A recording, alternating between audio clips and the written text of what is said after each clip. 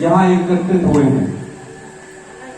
वैसे तो अक्सर हम गंगा नहाने के लिए एकत्रित होते हैं और लगता है कि जब हम गंगा नहा लेते हैं तो लगता है कि हमारे जितने भी जाने अनजाने कुछ अपवित्र कार्य हो गए हैं वो सब मां गंगा उनको क्षमा कर देंगी। ऐसा मन में भाव लेकर हम गंगा नहाने जाते हैं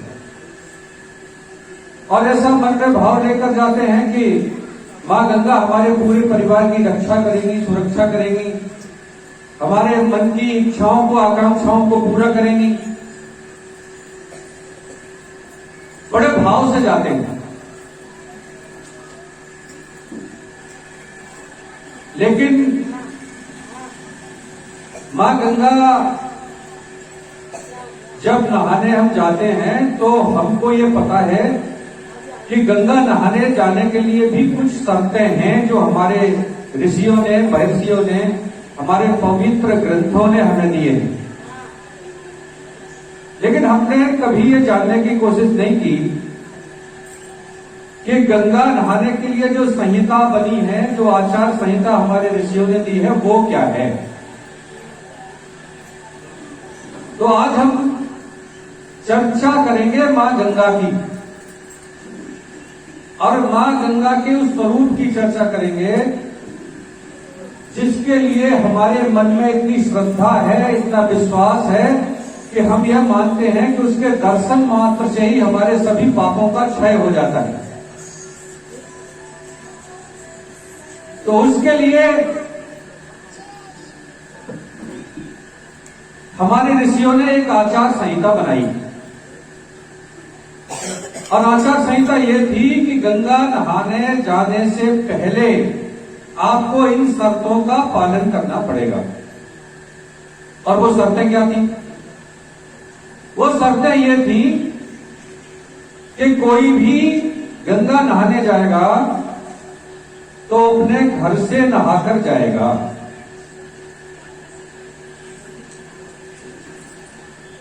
दूसरी शर्त यह थी कि कोई भी गंगा नहाने जाएगा तो गंगा के तट पर रात्रि प्रवास नहीं करेगा, रात को रुकेगा नहीं। और एक शर्त थी कि अगर ऐसी कोई व्यवस्था है, मजबूरी है कि गंगा के तट पर रुकना पड़े, तो जहां तक शंख की ध्वनि गंगा के तट से जाती है दूर तक, उतनी दूर तक गंगा के तट पर नहीं रुकेगा। कैसे बंद करो? तो एक और शर्त थी कि कोई भी गंगा स्नान करने पर अपने किसी प्रकार के गंदे कपड़े गंगा में नहीं धोएगा।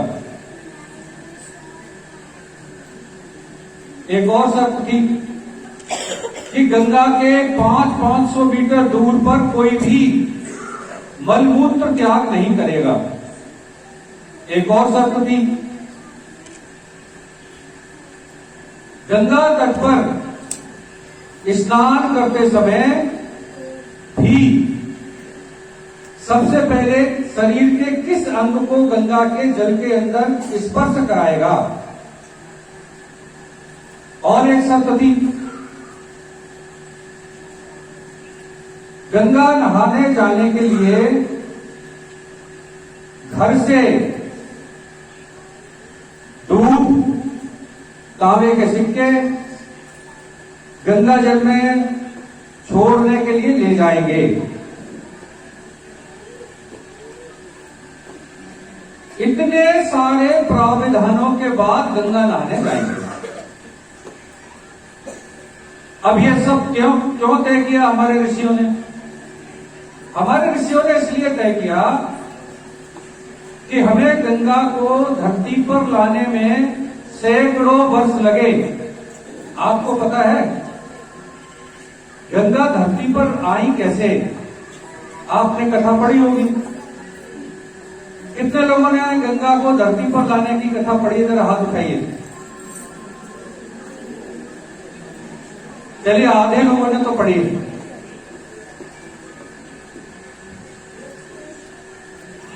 गंगा भगवान शंकर के कमंडल से सीमा जी बता रही थी,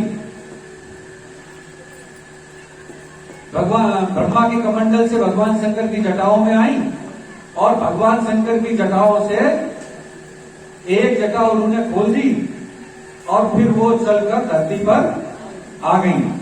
ऐसा ही सुना है ना आपने?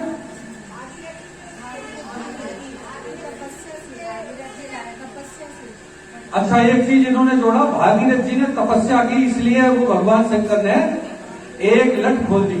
सही बात है ये? इतना सही है ना? अच्छा चलो मान लिया, वो तपस्या क्या थी जो भागीरथ ने की थी?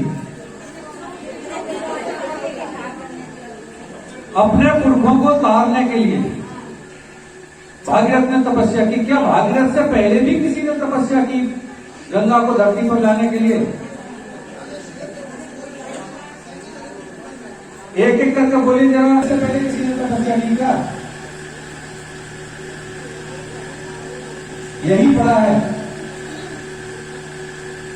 भागीरथ से पहले उनके ही पूर्वज राजा सगर ने भी गंगा को धरती पर लाने के लिए तपस्या की थी, लेकिन वो धरती पर गंगा को नहीं ला सके। यह तो पौराणिक आख्यान है, मैं आपको वैज्ञानिक तरीके से कुछ बातें समझाने की कोशिश करता हूं। का प्रवाह आया, आपको पता है कि राजा सगर की जिन गलतियों के कारण से गंगा धरती पर नहीं आ पाई और फिर उनकी अग्रिम कई पीढ़ियों ने यह प्रयत्न भी नहीं किया, तो उसका कारण यह था कि पहाड़ों से धरती पर समतल पर लाने का जो विज्ञान था वह राजा सगर को नहीं आता था।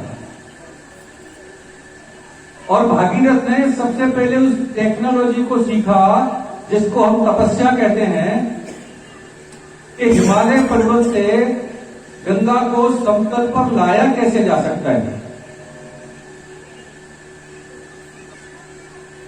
और उस टेक्नोलॉजी को सीखने के लिए वो वहां गए जहां जहां जल सरोवर थे, बड़े बड़े जल सरोवर थे, और उन जल सरोवरों के किनारे रहने वाले जो जल विशेषज्ञ थे वो उन सब के पास तक गए।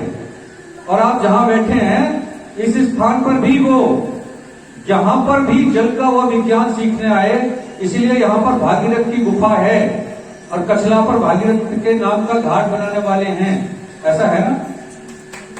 तो उन्होंने यह जल का विज्ञान सीखा कि जल को लाया कैसे जा सकता है। और आपने एक बात और सुनी होगी धार्मिक आख्यानों में ही कि जब गंगा हिमालय से नीचे आई तो भागीरथ आगे आगे चल रहे थे और गंगा उनके पीछे पीछे चल रही थी। पढ़ा होगा आपने। इसका अर्थ पता है आपको? इसका अर्थ यह था कि भागीरथ ने जहां तक गंगा ले जानी थी वहां से उल्टे पहले एक नहर बनाई, माने उसका मार्ग बनाया, और वह मार्ग हिमालय तक ले गए और फिर गंगा को उसी रास्ते से उतारा और उस मार्ग पर वो आगे आगे चलते रहे और गंगा उनके पीछे पीछे चलती रही। उन्होंने मार्ग का निर्माण किया।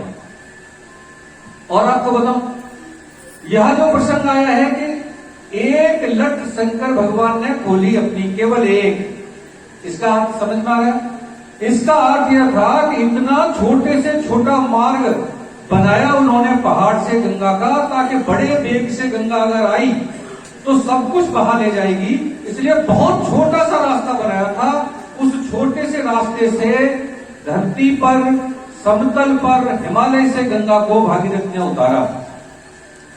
अब जरा कल्पना करिए और जरा विचार करिए कि कितने वर्षों तक भागीरथ ने उस पवित्र गंगा को धरती पर लाने के लिए प्रयत्न किए होंगे, कितने वर्ष लगाए होंगे, कितना श्रम किया होगा और कितने योग्यता के अनुसार उसको वहां से उतार कर लाए। सबको लगता है कि वो इसलिए लेकर आए कि उनके पूर्वजों का कल्याण करना था, जिनको श्राप मिला था, जो जलकर भस्म हो गए थे, ऐसा ही है ना? लेकिन ऐसा नहीं था, यह भी था, लेकिन धरती पर कोई ऐसी बड़ी नदी नहीं थी। जल का स्तर मेंटेन रखने के लिए भी, कृषि के काम के लिए भी, वनस्पतियों को और वृक्षावलियों को पल्लवित करने के लिए भी, और पशु पक्षियों के पानी की व्यवस्था के लिए भी गंगा की अतीव आवश्यकता थी। और इस कारण से भागीरथ ने कठोर परिश्रम से हिमालय से गंगा को धरती पर उतारा। कल्पना करो जरा कि भागीरथ ने अगर गंगा को धरती पर नहीं उतारा होता तो क्या होता? हजारों बीघे जमीन सूखे से ग्रस्त होती। जितनी भी हरियाली आप देख रहे हैं, वृक्षावलियां देख रहे हैं, वह सब गंगा की देन है, वह भी नहीं होती। और उन वृक्षावलियों पर रहने वाले जो पक्षी हैं, जो कलरव करते हैं, अपने घोंसले बनाते हैं, वो भी नहीं होते। और आप जो जल निकाल लेते हैं जमीन के अंदर से 50 फीट पर, 40 फीट पर, 30 फीट पर, यह पानी भी जमीन के अंदर नहीं होता, और 400 फीट, 500 फीट, 1000 फीट नीचे होता। हम सबका जीवन नरक बना होता, बिना पानी के हम सब लोग परेशान हो रहे होते। इतनी विराट कल्पना के बाद भागीरथ ने गंगा को हिमालय से नीचे उतारा। बड़ी सुखानुभूति हुई, बड़ी जय जयकार हुई भागीरथ की। धरती के प्रत्येक राजा ने, प्रत्येक प्राणी ने उनकी प्रशंसा की, और सभी लोगों ने मिलकर संकल्प लिया कि जो पवित्र नदी इतने परिश्रम के बाद हिमालय से धरती पर आई है, उसकी रक्षा और सुरक्षा करने के कुछ नियम बनाए जाएं, कुछ कानून बनाए जाएं, ताकि यह नदी सुरक्षित रह सके।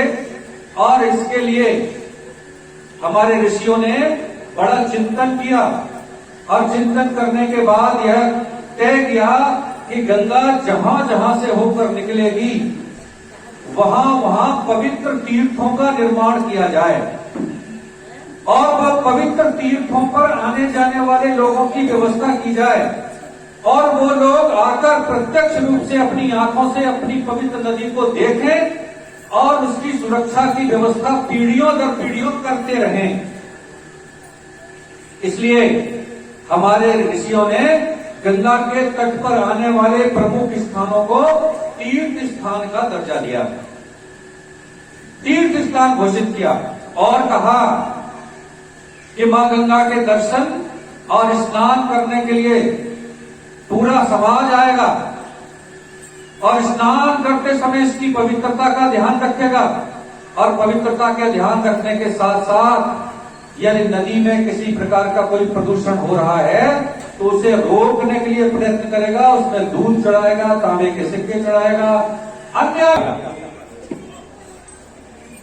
लेकिन एक ऐसा कालखंड आया जब इस देश पर विदेशियों ने आक्रमण करके हम सबको गुलाम बना लिया।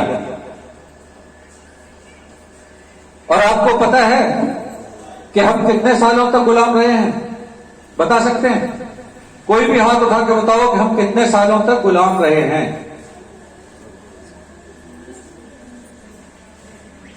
अब देख लीजिए हम सब कैसे सोचते हैं, हमारा जीवन कैसा हो गया है। हमें केवल अपने आप से मतलब रह गया है, हमारा खाना, हमारा पीना, हमारा सोना, हमारा उठना, हमारा बैठना। लेकिन हमें नहीं पता कि हम गुलाम कितने दिनों तक रहे। आपने कहा 500 सालों तक गुलाम रहे, आपने कहा 700 सालों तक गुलाम रहे, मुसलमानों के और 200 साल अंग्रेजों के, तो कितने साल हो गए? 700 वर्ष। और इतनी आपकी उम्र है, सबकी उम्र होगी 700 साल तो है ना सबकी? नहीं है?